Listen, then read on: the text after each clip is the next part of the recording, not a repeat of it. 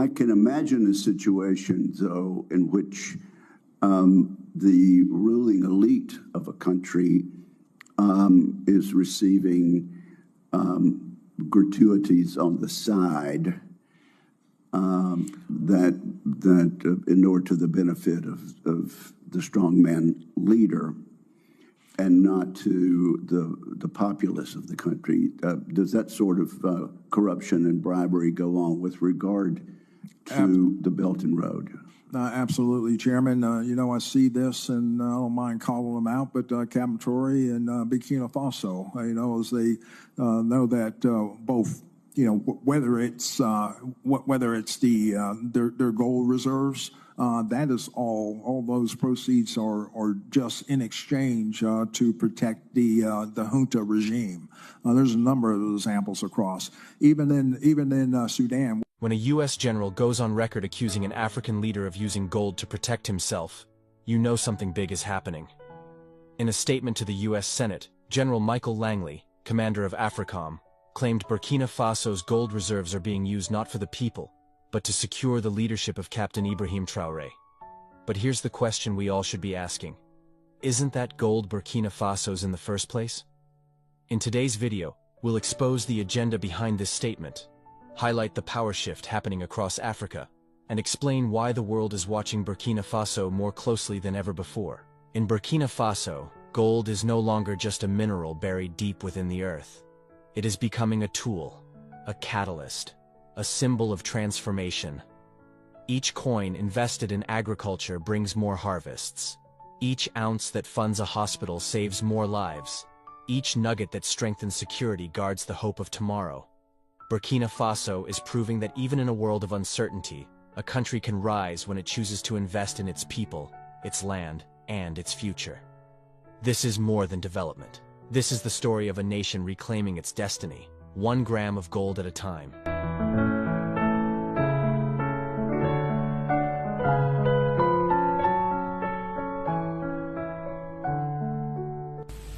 Hello, ladies and gentlemen. The U.S. general has accused Captain Ibrahim Traore for using gold reserve to protect himself instead of benefiting the people of Burkina Faso. The thing that is not true.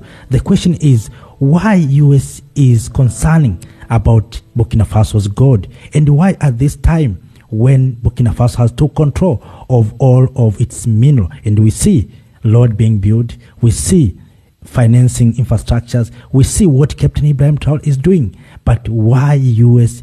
is accusing Captain Ibrahim Traore? What is behind of this agenda? Welcome and join with me in this video where we are going to explore the truth and to expose U.S.'s agenda to young leader Captain Ibrahim Traore. Welcome. Captain Ibrahim Traore is not just a military leader. He's become a symbol of Pan-African resistance, youth-led leadership, and sovereign control over resources. At just 34 years old, he seized power in a move that shocked the world but inspired millions across the continent. After years of failed leadership, foreign dependency, and endless instability in the Sahel region, Traore's rise signaled a break from the old guard. Instead of begging for aid, he began talking about resource control, national pride, and security through self-determination. His government began prioritizing domestic gold processing, ending the export of raw minerals, and ensuring value remained in-country. These weren't just policy changes. They were revolutionary statements in a region long controlled by foreign mining giants and foreign-backed governments. Laying the first stone is first and foremost a question of sovereignty. In the environment of gold production in Burkina, for a long time it was said that we were not a gold-producing country. But for some time, gold has become the leading export product. But we do not have control over gold, whether it is research, production, as you have seen the refinery. We asked ourselves lots of questions, and today we decided to put a whole chain together. You follow with fishing that we want to exploit the gold ourselves. And today we are laying the first stone of the refinery. It will no longer be a question of us taking our gold outside to be refined. We refine it on site. We know what the real content of the raw gold that comes out is. That is very important. And also it is necessary that through SONASP, we are in the process of inviting local gold miners to bring the gold back inside, because SONASP is the structure which will buy back the gold, and that we can refine here. A lot of gold leaves Burkina fraudulently, and which also contributes to fueling terrorism. So we invite gold miners, whether collectors or others, to bring the gold back to the central portion, and at the same time also invite SONASP to increase the number of counters to be able to collect the gold. And in addition to this refinery, I hope that in the coming days, we have another bigger project that is underway, and that is waste treatment. A factory which was designed by Burkinabe engineers, which is currently in the test phase, and we hope that in the following hours, they will tell us that the test is conclusive, and that therefore makes a complete chain to be able to valorize our gold. Burkina Faso may be landlocked, but it is rich in what the world wants: gold. The country is one of the top producers in Africa, with reserves worth billions. For decades, these riches flowed out of the country in raw form, enriching corporations in Canada, France, and beyond. The people remained poor. Infrastructure collapsed. Security became a nightmare. So when a leader says, "Enough. We will process our minerals here. We will use our gold to defend ourselves," it sends shockwaves through the corridors of foreign power. And let's be clear, Burkina Faso's move is more than economic policy. It's a direct challenge to the status quo of foreign exploitation dressed as development.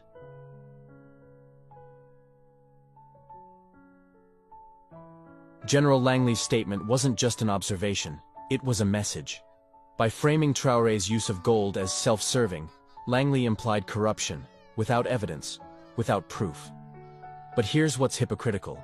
AFRICOM exists precisely to project American military power on the African continent. It supports leaders who serve US interests. So when a leader emerges who doesn't need them, who doesn't bow, he's labeled a threat. The statement also reflected an old colonial mindset, that Africa's resources must serve Western-approved purposes. When Africans decide how to use their own gold, it's suddenly a problem? That's not security concern. That's control panic. The framing of Traore's defense efforts as protecting the elite ignores that his leadership was born out of popular demand. He didn't install himself with US money. He rose through the army, supported by the youth. The global gold market is tightly controlled.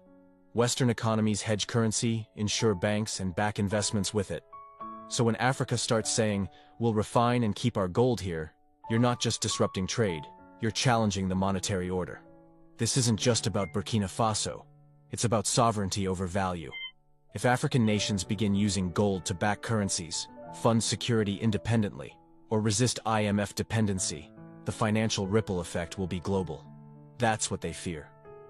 When Western governments lose control over how and where African gold flows, they lose a tool of leverage. This fear manifests as diplomatic pressure, economic threats, and yes, military rhetoric like Langley's. Resource nationalism isn't a dirty word, it's a right. Every country has the right to control what lies beneath its soil. But when African leaders attempt it, they're called dictators, nationalists, or threats. It's the oldest game in the book, and it's one of the main reasons leaders like Patrice Lumumba, Muammar Gaddafi, and Thomas Sankara were eliminated or overthrown. Traore's crime is not tyranny, it's independence. He is defying a decades-long tradition where African wealth props up foreign economies. By rejecting that model, he invites both admiration from Pan-Africanists and opposition from international stakeholders. You can't talk about Captain Ibrahim Traore without mentioning Thomas Sankara, the revolutionary leader who once renamed Upper Volta to Burkina Faso, meaning land of upright people. Sankara also pushed for local control of resources, rejected IMF loans, and cut the salaries of top officials, including his own. His vision was of a self-sufficient Africa, proud, independent, and united. But in 1987, that vision was cut short. Sankara was assassinated in a coup many believe had foreign fingerprints. Today, Traore is walking a similar path, and the global reaction is chillingly familiar. When a young African leader dares to prioritize his people and control national wealth, the old powers start circling again. Western narratives about Africa haven't changed. The media constantly portrays independent African leaders as strongmen, dictators, or military juntas, while ignoring the will of the people behind them. Captain Traore's rise wasn't some self-serving power grab. It came from a failing system, supported by the youth and the people who were tired of foreign-dominated leadership. But the moment African leaders reject foreign control, the media switches gears. They're corrupt. They're militarizing. They're authoritarian. It's propaganda. And it's not new. The same was said of Kwame Nkrumah, Gaddafi, and even Nelson Mandela at one point. What matters is not how the world sees them, but how Africa remembers and supports them. Burkina Faso is not alone. The Sahel region is undergoing a political transformation. Mali, Niger, and Guinea have also taken bold steps toward reclaiming national sovereignty, cutting ties with foreign forces and pushing for local control. ECOWAS, once seen as a tool for regional unity, is now criticized for acting under Western influence, often pressuring these sovereign nations to conform. But the people are speaking louder than any diplomatic threat. In rallies and social media across West Africa, you'll hear the same thing. We support our leaders. We don't want foreign troops. We want control over our land, our gold, our future. The spirit of Pan-African resistance is alive. And it's not just political, it's cultural, it's generational, and it's unstoppable. Captain Traore's decision to process gold in-country and remove foreign control sends a dangerous message. Dangerous for those who have benefited from Africa's disunity for decades. If Burkina Faso succeeds in keeping wealth within its borders, investing in infrastructure, education, and local defense, it becomes a model that others will follow. A threat to the colonial economic template that says, Africa can have raw materials, but not value-added wealth. That's why AFRICOM is speaking up. That's why the media is shifting the narrative. Because they know, if this new African consciousness spreads, their influence in Africa will fade. For good. Burkina Faso's stand is not just for Burkina Faso. It's for every African country struggling with resource exploitation, foreign intervention, and systemic poverty. The message is clear. We don't need to beg. We need to believe. If one country can control its gold, another can control its oil. If one country can defend its leader from external threats, another can protect its sovereignty. This isn't about war. It's about wisdom. About reclaiming the narrative and deciding as a continent that enough is enough.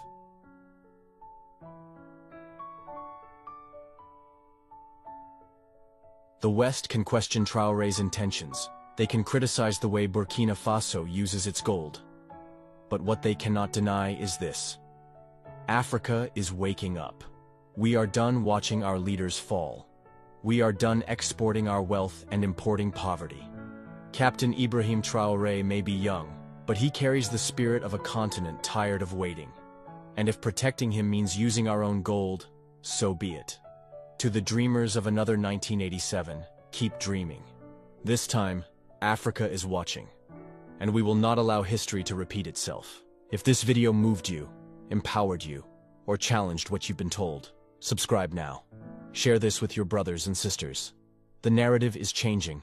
Africa belongs to Africans, and we are just getting started. Wow, welcome back, dear lovely family, friends, fellow Africans. Western powers are under frustration. They didn't see Captain Ibrahim Traore coming when revolutions took place in Sahel. Right now, they have lost controls of gold, especially in Burkina.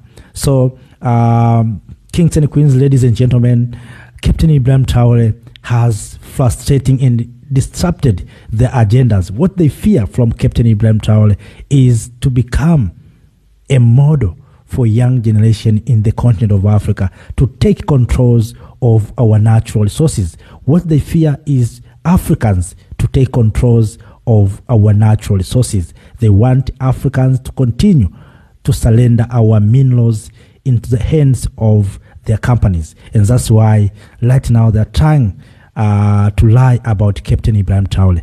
They want to say they didn't see roads that are being built in Burkina.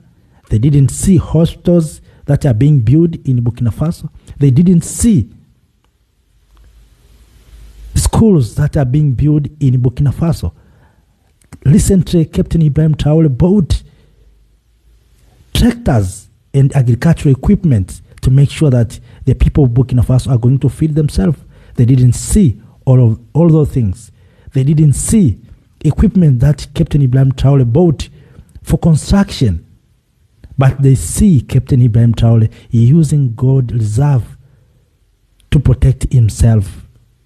Other things they are not seeing. They didn't see Captain Ibrahim Traore in farms. They didn't see Captain Ibrahim Traore in battlefield, encouraging young people, young Burkinabe to fight to restore the dignity of the people of Burkina Faso. They didn't see all those things. They didn't see mobile clinics bought by Captain Ibrahim Traore. Recently, Captain Ibrahim Traore inaugurated several industries in Burkina, but all those things are not seen by the Western power. What they see Captain Ibrahim Traore using gold reserve to protect himself, but not for the people. So, kings and queens, ladies and gentlemen, right now they are coming to Captain Ibrahim Traore. We need to protect this young man. They fear the ideas of Captain Ibrahim Traore. They don't fear maybe the power Captain Ibrahim Traore has. They fear the idea that is inside Captain Ibrahim Traore. It's our duty as the people of Africa, young men and women of this continent, to protect this young man, to protect this young visionary leader. So when good leader came in, they will try to give them bad names. They give them dictatorship. They give them dictators, whatever they can call junta, wherever they have their militant. They have tried to use many or several names to make sure that we pollute our leaders. This time, we should not repeat the mistakes that we have done during Gaddafi regime, during Thomas Sankara, during Kwame Nkrumah, even Patrice Emery Lumumba of Congo, when they came for our ills. This time we need to stand up and to say enough is enough. Fellow Africans have been saying this many times, that Captain Ibrahim Traore is a visionary leader, a leader who is changing the vision of young people. So they don't want to see the awakening of young people, because we know if we are going to take controls of our natural resources, they are going to lose controls of these natural resources. They are going to pay taxes, the thing that they are not paying. They are going to buy from us. They don't want to buy from us. They want Africans to buy from them. They know that they are going to lose jobs, because if we are going to process our own gold, jobs that have been done by processing this gold in their homes, they will lose those jobs. So this is not an easy task. This is not an easy task. And that's why Captain Ibrahim Traore once said, homeland or death. This is the meaning that they will come, they will try to destabilize, they will try even to remove him. We have seen Captain Ibrahim Traore survived more than 29 coup attempt, but no one is talking about those. But they're seeing other things. Now you can realize why they want Captain Ibrahim Traore to go out of power. The issue here is not about protecting himself. The issue here is how they can access our gold, how they can access our minerals. That's what they're talking about. Right now, they have lost control on our minerals. And you know why? America, Donbass, was removed from Niger, I think, last year. If it is not last year, it is 2 years ago, when a Niger military leader, Mr. General Abdraman Chan, took power. He closed U.S. drone base. Since then, U.S. has lost monitoring of gold and uranium and other minerals in Sahel. So right now, U.S. what is saying that these countries have using gold to protect themselves. They think that is not true. And you remember the president of Ghana, President Nana Addo Akufo, said these things in Washington. So you may ask where these people are getting these data or these lying. It's we Africans who are betraying one another.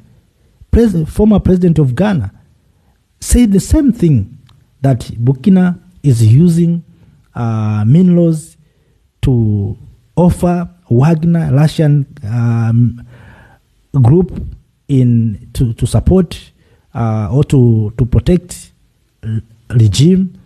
They think that is not true. We have seen what Captain Ibrahim Traore has done within 2 years. All of us, we have witnessed. We have seen. And in this platform, we have been sharing many things from Burkina, from this continent, from Niger, from Mali, what's happening right now there. If you go across the social media, and one thing that I'm very happy with, even a former African Union ambassador to the United States of America, Her Excellency, Madam Dr. Ambassador Alikanachi Ombolikwao, went last year in Burkina. She met with Traore. She discussed with Traore, and she saw development and changes in Burkina Faso. And yet today, people are coming and saying nothing is happening in Burkina Faso. Burkina Faso gold reserve is not for benefit of the people. So we must reject these lies as Africans. We must reject these lies. We must tell those who are trying to change things on here the truth, that what you are saying is not true. And there's no problem, I think, even for protecting Captain Ibrahim Traore. What's wrong for our resources, protecting our leaders? What's wrong about that? Because we see even America, they use their own resources to protect their leaders, their territories. So let us, even Africans. So what's wrong for we Africans to use our natural resources to protect our territories, to protect our countries? I think there's nothing wrong. But what I see here is just a panic after losing controls of our resources. And that's what I see. It's not about Captain Ibrahim Traore using these gold reserves. And these people are those who rejected Burkina to access equipment, logistics, to fight jihadists, to fight terrorism. And today when they see things is happening, they're trying to change stories. We must reject those stories. We must write our own stories. Not a story that will be franchised in Paris, in Washington, or in London, or in Brussels. We must create our own story from Ouagadougou, from Bamako, from Niamey, from Kigali, from Dar es Salaam, from Nairobi, from Kampala, from Accra, from Abuja, from Dakar, from Conakry, from Mogadishu, from Bujumbura. So we have to write our own stories from Kinshasa. Not these stories that have been written outside there. We have to protect Captain Ibrahim Traore. That is what is important for us, the people of Africa. And we must raise our voice to those who are trying to pollute the image of Captain Ibrahim Traore. Yes, let us use these resources to protect Captain Ibrahim Traore. Because these resources have been used for others, to protect others. So what's wrong to use our resources to protect our leaders? And why at this time, when Captain Traore, the people of Burkina are enjoying the fruits of controlling their natural resources, their gold, we must reject lies. We must reject these stories from outside. Let us write our own story as Africans. What about other leaders about this? Will we come together? Will we unite on this? And what if these people will try to destabilize Burkina? What will we do as Africans? The time has come for we Africans to come together. I've been saying this many times. I said when things went wrong in South Africa, also in Rwanda, I said we Africans will be punished if we are not careful, one by one, whether by sanctions or by any means, economic means. Africans will be punished.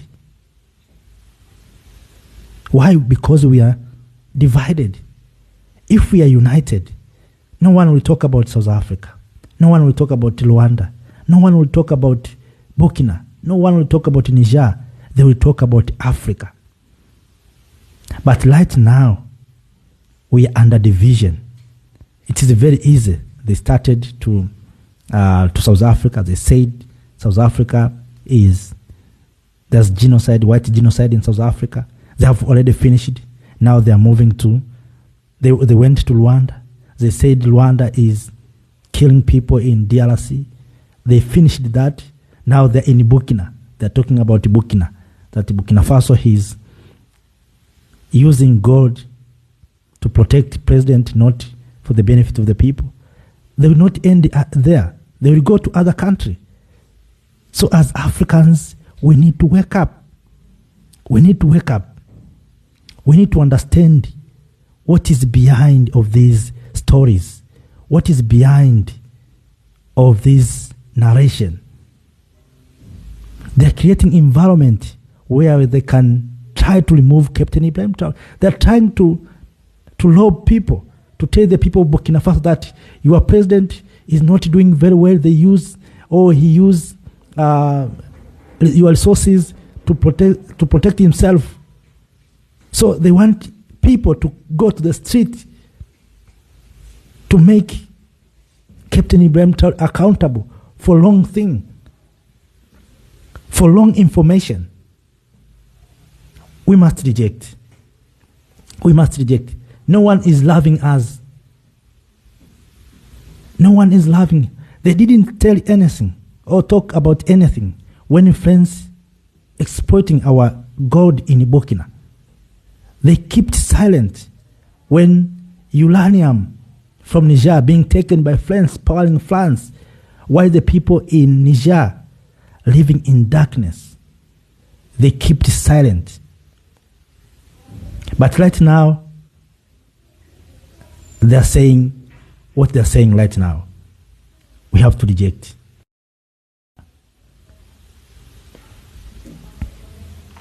Fellow Africans, kings and queens, we have a duty to unite, because without unity, we'll be defeated. Our strength is within our unity. Now, they're talking about Captain Ibrahim Traore. We don't know what tomorrow they will say. And we don't know what they are thinking about Captain Ibrahim Traore. This is a time for we Africans to come together to protect our leaders, to protect our heroes, to protect our brave people here in the continent of Africa.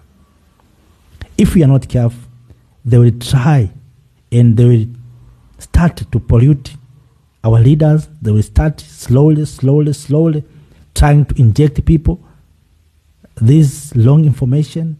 At the end of the day, you will find that people are protesting.